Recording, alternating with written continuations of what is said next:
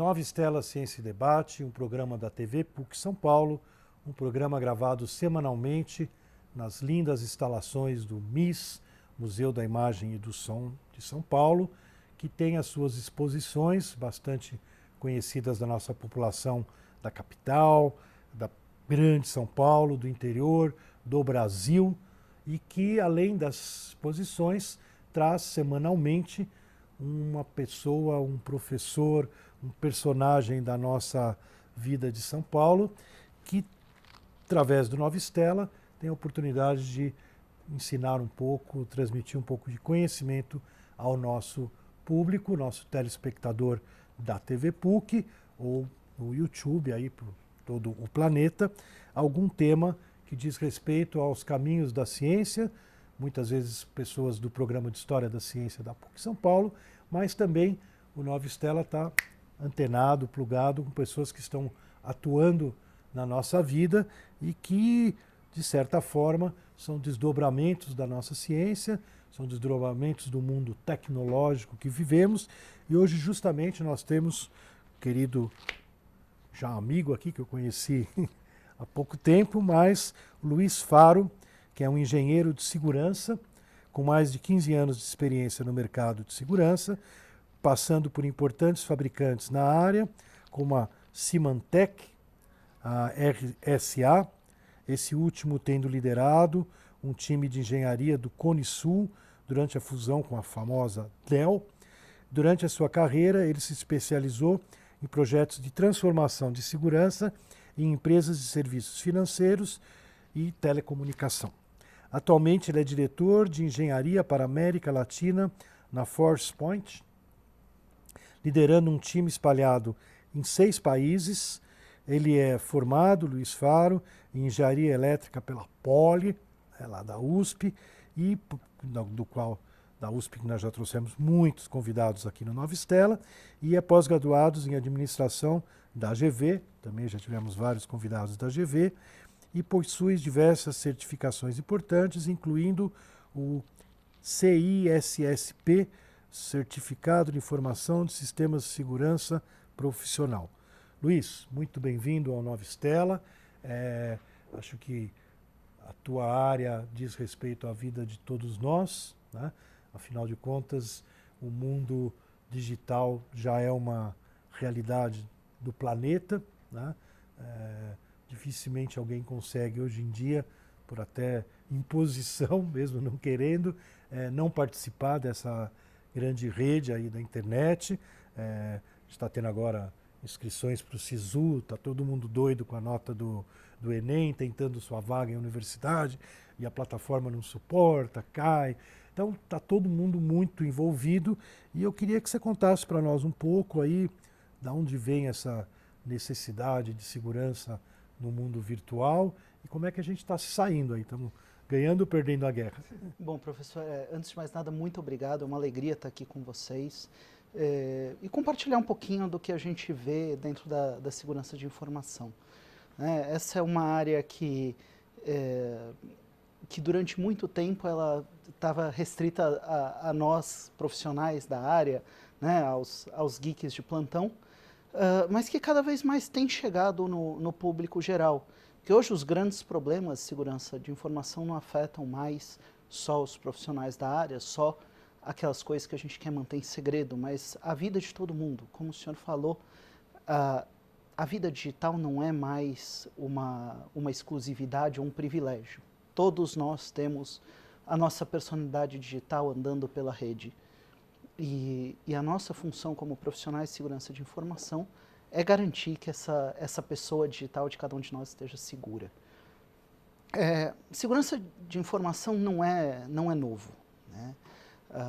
Desde que existe escrita, existe segredo. Desde que existe segredo, existe a necessidade de proteger esse segredo, e daí que nasceu a nossa área.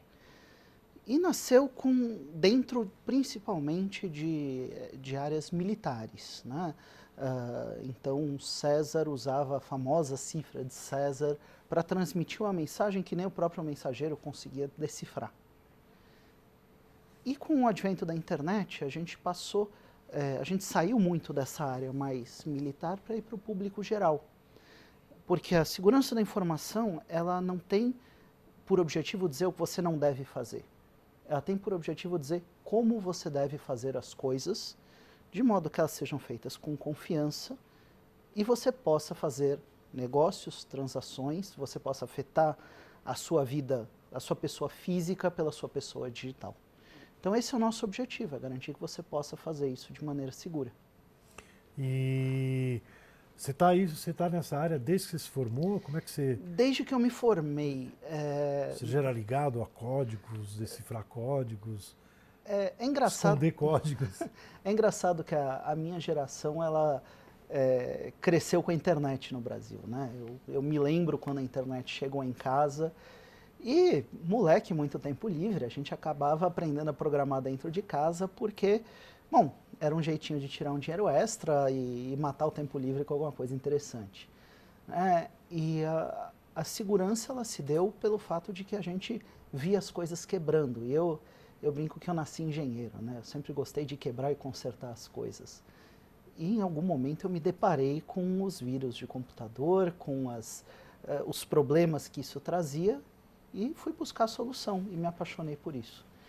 Então essa brincadeira de buscar a solução me levou para essa área e é um negócio que eu sou apaixonado até hoje. Inclusive, uma coisa que eu ia te perguntar, quer dizer, você faz a segurança, né?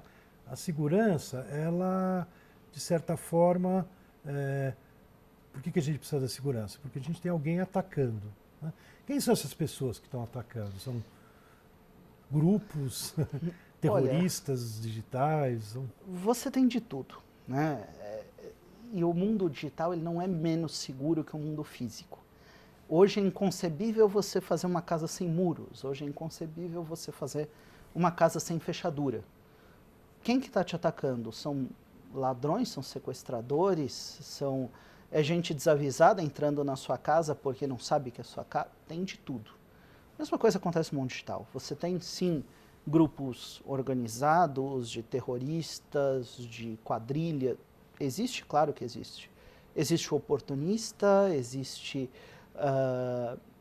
até o desavisado que, se você não proteger o seu dado direito, ele vai vazar o seu dado sem querer.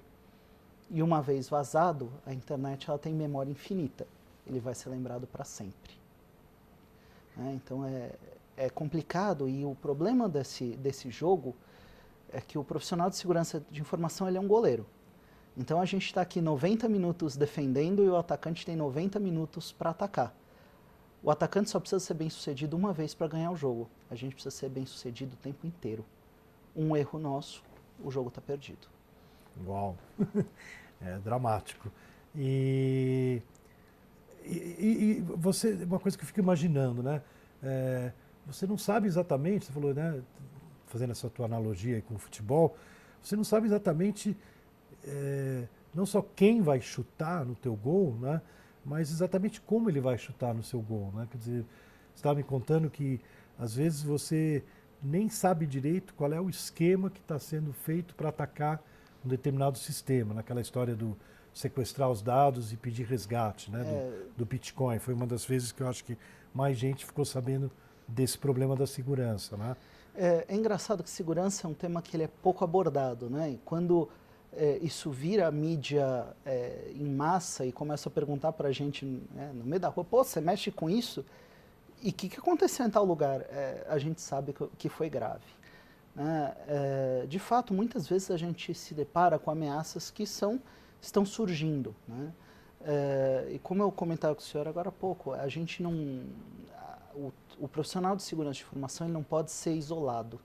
A gente trabalha muito com a comunidade de segurança de informação de cada um dos países, de cada uma das cidades, porque o nosso concorrente não é a empresa do lado, o profissional do lado, o consultor do lado. É o fraudador, o cyber-atacante que está tentando entrar nos lugares que a gente busca defender. Então, muitas vezes a gente chega com um negócio que está atacando uma empresa, um particular que seja, que não tem nome, ninguém sabe o que está fazendo, e a gente se junta, cada um conhece melhor um pedaço, para chegar O vírus nem tem nome ainda. Muitas vezes a doença não tem nome, tem sintoma.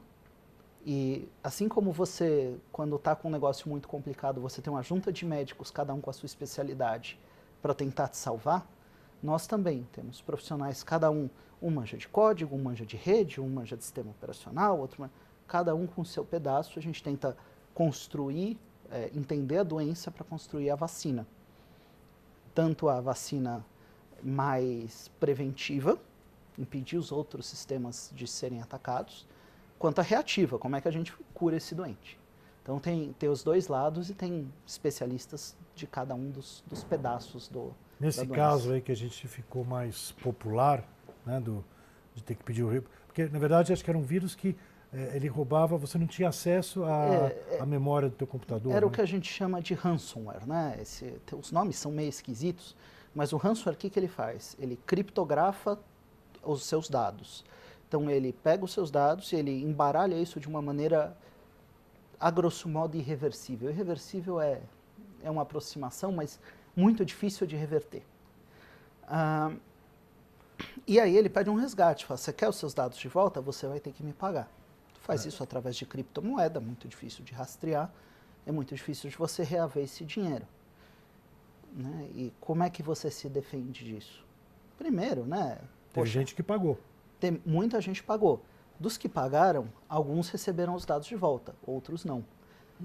Negociar com terrorista é complicado. Né? Não existe honra entre os ladrões. Pode ser que Nem Procon. Não existe Procon, não existe justiça. Se existisse justiça, você já estava com o cara em cana. Né? Isso não funciona desse jeito. Então, como é que você se protege contra esse tipo de gente? E o fato é que a barreira de defesa e a maior frente de ataque é a interface cadeira-computador, nós. Nós, seres humanos, que fazemos com que os atacantes consigam entrar nas redes. Nós, seres humanos, que clicamos onde não devíamos, abríamos o que não devíamos, que muitas vezes somos enganados a fazer coisas que não devíamos e que abrimos as portas a esses caras. Os profissionais de segurança de informação, em geral, sabem o que estão fazendo, eles são bons. Mas não existe nada que previna contra um usuário que abriu a porta. Me dá uma ideia, assim, eu vou te falar, uma coisa tão, realmente você tem razão, tão pouco conhecida, né? Por exemplo, a tua empresa, né? Ela é contratada por um banco, né? Então, o que vocês fazem? Vocês instalam software no sistema do banco, vocês treinam os funcionários do banco, vocês sugerem ao banco determinado tipo de informação para o cliente do banco, orientação. Qual é a cotidiano? Assim, por exemplo? A resposta é sim para todos. Tá? Então, no fundo, segurança ela é uma disciplina que ela tem múltiplas faces.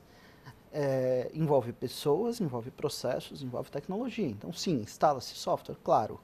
Só instalar software resolve? Não. A gente precisa garantir que os processos estejam bem amarrados para que quando um problema acontece, ele seja remediado fácil. Né? Uma coisa é você ir no pronto-socorro, outra coisa é você ir para o IML. Então, vamos parar no pronto-socorro, vamos reagir rápido para conter o problema. E a gente cuida de pessoas, desde capacitação de gente de tecnologia para lidar com os problemas, até o treinamento do usuário final, para ele não clicar nesse e-mail que ele recebeu em russo, que ele está bem curioso para abrir o PowerPoint. Você sabe que a gente entrevistou aqui no Nova Estela já, deixa eu lembrar, tem um livro que nós lançamos na PUC, né, que trata do assunto sobre água, desperdício de água. Né? Não tem nada a ver água com o que a gente está conversando. Mas, na verdade, tem a ver porque lá em Israel, quando você sai de casa, está aqui dando entrevista, né?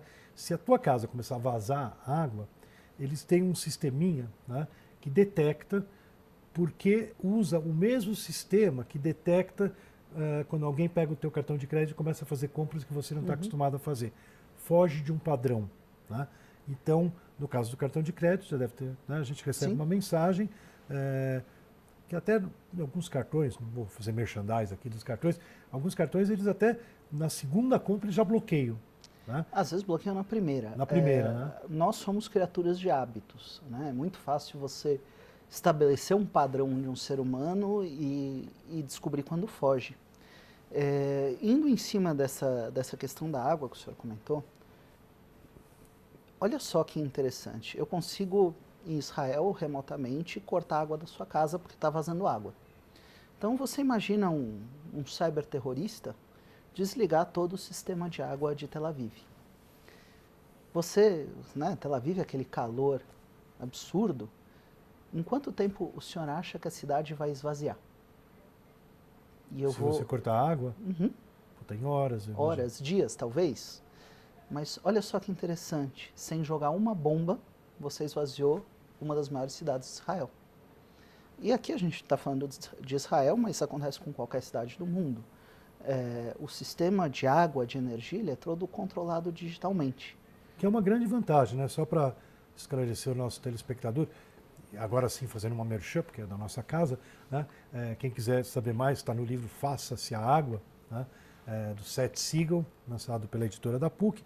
Mas a ideia é, se as pessoas se esforçarem em lembrar, quando a gente teve o problema da água, aqui em São Paulo a represa baixou, tal, a gente descobriu uma informação que quase faz a gente bater a cabeça na parede, né? Que 40% da água que a gente tem vindo das represas são desperdiçadas, né? 40% vaza, né? Exato. E isso vai dizer quanto países que melhoraram 30%, algum país 25%. Então lá em Tel Aviv que ele falou é 5%, por causa desse sistema. Quer dizer, começou a vazar, você corta, vai até lá, descobre o que está acontecendo e religa, tá? Então, isso que eu te falei é uma coisa assim, é um jogo complexo, porque por um lado você está tendo uma grande vantagem de poupar água, de não deixar a água vazar. Imagine, 40% da nossa água no Brasil vai para o lixo todo dia, né? Por outro lado, é o que você falou, você expõe a sociedade a um ataque cibernético que pode cortar a água por... Pois é, você acaba com a infraestrutura de uma cidade sem disparar uma única bomba.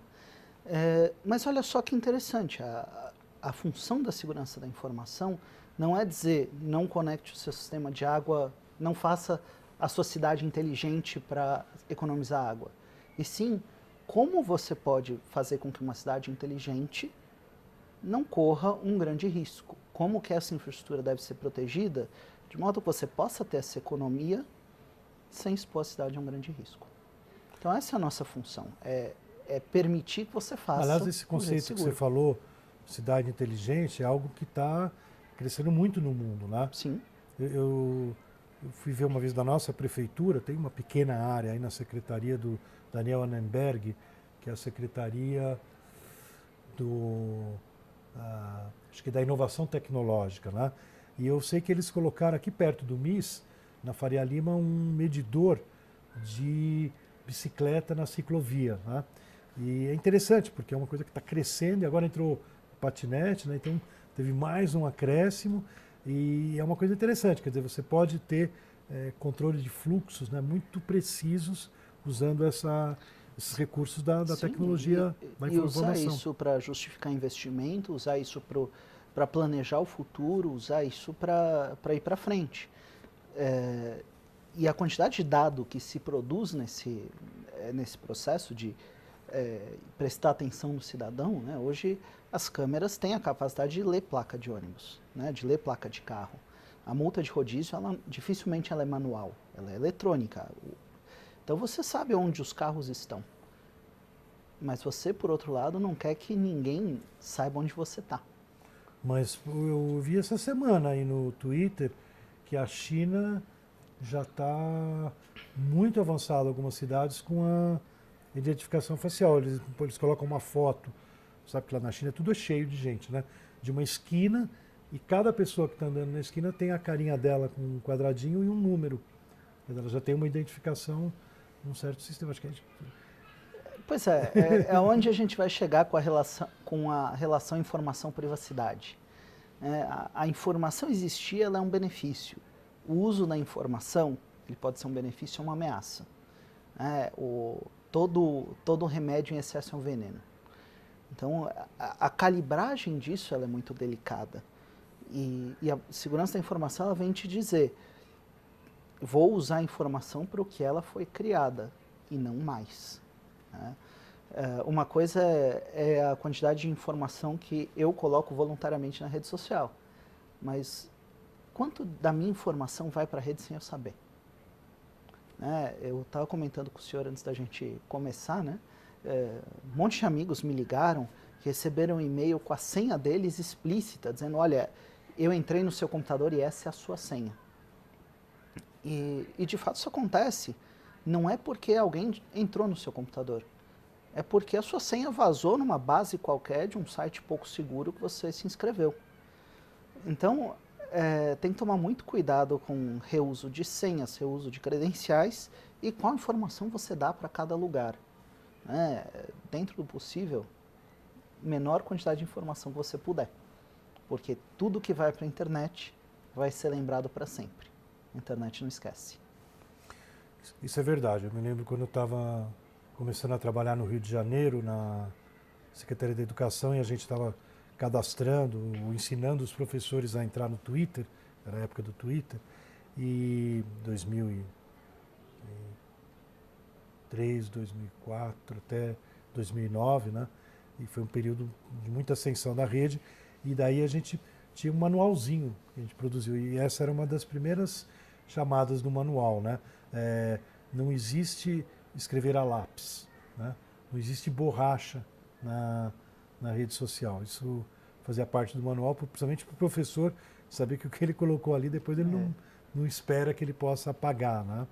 Mas, agora, isso é meio contraditório, né? Porque a rede social, em parte, ela justamente empoderou o cidadão, né, dele poder, expondo a sua vida, né, deixar de ser uma coisa passiva, a rede de comunicação, né, porque antes a gente tinha televisão e o rádio, né, que a gente ligava, todo mundo, né, e ficava ali passivamente recebendo, né, eu sempre dizia na casa da minha avó, do meu avô, no domingo, quando a gente ia almoçar, estava lá o Silvio Santos, era programa obrigatório das casas de vovô e vovó, ligado o dia inteiro, e uma parte estava lá a família na frente daquela televisão, eu falava, meu Deus, né, que coisa, né?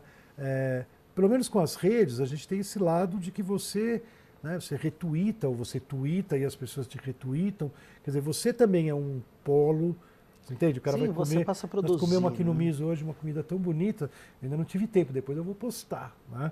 Que eu comi uns pratos diferentes, acabou de abrir o restaurante, né? Quem quiser vir conhecer aqui é o Pipo, né? Nem lembro o nome do chefe agora, mas é um chefe todo especial, né?